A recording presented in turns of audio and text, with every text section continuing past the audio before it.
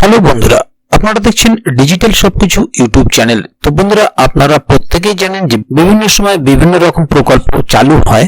তো এবারের বাজেটেও এক নতুন প্রকল্প চালু হচ্ছে, যে প্রকল্পের মাধ্যমে প্রতি মাসে আপনারা 10 থেকে 15,000 টাকা করে পাবেন। তো কারা কারা এই প্রকল্পে আবেদন করতে পারবেন এবং কিভাবে আবেদন করবেন তা আজকের ভিডিওতে আপনাদেরকে জানিয়ে দেব। সে কারণে ভিডিওটি প্রথম থেকে শেষ অবধি কোথাও স্কিপ না করে পুরোটাই দেখবেন, যাতে করে কোনো জায়গায় বুঝতে আপনাদের কোনো রকম অসুবিধা না হয়। তো মূল বিষয়ে যাওয়ার আগে অবশ্যই আপনাদের কাছে ছোট্ট একটি অনুরোধ, যদি আপনি আমাদের চ্যানেলে প্রথমবার হয়ে থাকেন তাহলে অবশ্যই চ্যানেলটিকে সাবস্ক্রাইব করে বেল আইকনটি প্রেস করে অল নোটিফিকেশনে ক্লিক করে দেবেন, যাতে করে আমাদের চ্যানেলে যখনই কোনো নতুন ভিডিও আপলোড হবে তা সরাসরি আপনার কাছে পৌঁছে যায়। তো চলুন দেখে নেওয়া যাক এখানে বিষয়টি ঠিক কি বলা হচ্ছে।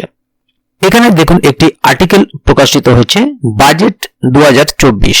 এবারের বাজেটে নতুন প্রকল্পের উদ্বোধন। প্রতি মাসে 10 থেকে 15,000 টাকা পাবেন। কারা পাবেন, কিভাবে পাবেন? কিছুদিন আগে কেন্দ্রীয় সরকারের তরফে কেন্দ্রীয় বাজেট 2024 ঘোষণা করা হয়েছিল, আর তারই সঙ্গে দেশের বিভিন্ন রাজ্য সরকারের তরফেও তাদের বাজেট অধিবেশন প্রায় শেষ করা হয়েছে। এখনো দেশের বহু এলাকা আছে যেখানে বাড়ির মেয়েদের বেশি দূর পর্যন্ত পড়তে দেওয়া হয় না। ক্লাস 4 পর্যন্ত কিংবা মাধ্যমিক পাশ করলেই বিয়ে দিয়ে দেওয়া হয়। Budget 2024 announce new scholarship for students. তাই এবার এই সব রুখতে এবং পড়াশোনার প্রতি আগ্রহ বাড়াতে রাজ্য সরকার উদ্যোগ নিল। প্রত্যেক পড়ুয়াদের দেওয়া হবে মোটা অঙ্কের টাকা। বাজেট পেশ করে এমনটা জানালেন অর্থমন্ত্রী। পড়াশোনার প্রতি আগ্রহ বাড়াতে নতুন উদ্যোগ রাজ্য সরকারের। রাজ্যের প্রত্যেক পড়ুয়াকে দেওয়া হবে মোটা অঙ্কের টাকা। বাজেট পেশ করার সময় জানালেন অর্থমন্ত্রী। খুব তাড়াতাড়ি চালু হতে চলেছে নমলক্ষ্মী এবং নম সরস্বতী স্কলারশিপ। এই দুই স্কলারশিপের মাধ্যমে পড়ুয়ারা প্রতি বছর প্রত্যেক মাসে টাকা পাবে। নবম শ্রেণী থেকে দ্বাদশ শ্রেণী পর্যন্ত এই অনুদান দেওয়া হবে। তবে এই সুবিধা কেবল সরকারি স্কুল অথবা সরকারি অনুদান প্রাপ্ত স্কুলগুলোতে পড়লেই মিলবে। এই প্রকল্পের মূল লক্ষ্য হলো তালিকাভুক্তি বৃদ্ধি করা এবং স্কুলছুট পড়ুয়াদের সংখ্যা কমানো। এই দুই স্কলারশিপের জন্য বরাদ্দ করা হয়েছে 1250 কোটি টাকা। কারা পাবেন এই সুবিধা এবং কিভাবে করতে হবে, আবেদন করতে হবে তা জেনে নিন বিস্তারিত। আমাদের দেশের স্বাধীনতার পর থেকে এখন পর্যন্ত সকল পড়ুয়াদের জন্য নানা ধরনের প্রকল্প বা স্কলারশিপ নিয়ে এসেছে। সেই সকল কিছুর মধ্যে এইটি একটা নতুন সংযোজন, নমলক্ষ্মী নম সরস্বতী স্কলারশিপ। নবম থেকে দশম শ্রেণীর পড়ুয়ারা প্রতি মাসে পাবেন 500 টাকা করে। মাধ্যমিক পাশ করার পরেই প্রত্যেক পড়ুয়াদের অ্যাকাউন্টে ঢুকে যাবে 50% টাকা। একইভাবে একাদশ থেকে দ্বাদশ শ্রেণীর পড়ুয়ারা প্রত্যেক বছর পাবেন 15,000 টাকা। দ্বাদশ শ্রেণীর পরীক্ষায় পাশ করলেই ঢুকে যাবে টাকা। তবে এই দুই প্রকল্পের সুবিধা পাবে শুধুমাত্র মেয়েরা, ছেলেরা পাবে না এই সুযোগ।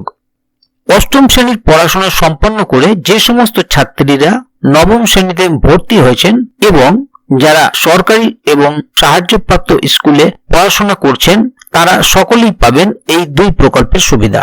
এই প্রকল্পের সুবিধা পাওয়ার জন্য অবশ্যই পরিবারের বার্ষিক আয় 6 লক্ষ টাকার নিচে হতে হবে।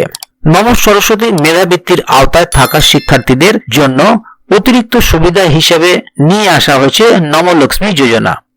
ইতিমধ্যেই স্কুল এবং উচ্চ ও কারিগরি শিক্ষার সমন্বয় শিক্ষা খাতে বরাদ্দ গত 7 বছর ধরে ধীরে ধীরে বৃদ্ধি পেয়েছে।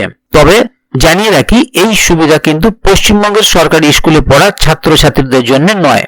এই সুবিধা পাবে আহমেদাবাদের সরকারি স্কুলের ছাত্রীরা। আর এই ঘোষণা করেছে সেখানকার অর্থমন্ত্রী কনুভাই দেশাই। পড়াশোনা ছেড়ে কোনোভাবেই নাবালিকা ছাত্রীরা বিয়ের পিড়িতে না বসে তার জন্য এই ব্যবস্থা নেওয়া হয়েছে।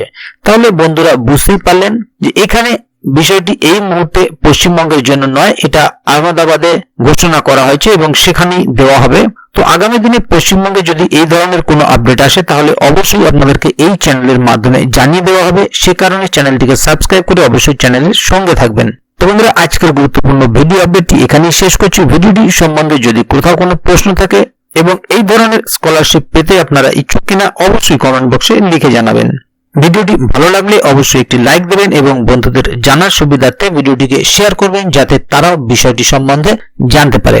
ভিডিওটি শেষ পর্যন্ত দেখার জন্য অসংখ্য ধন্যবাদ। আবার দেখা হবে আগামী ভিডিওতে। ততক্ষণ পর্যন্ত ভালো থাকুন, সুস্থ থাকুন। ধন্যবাদ।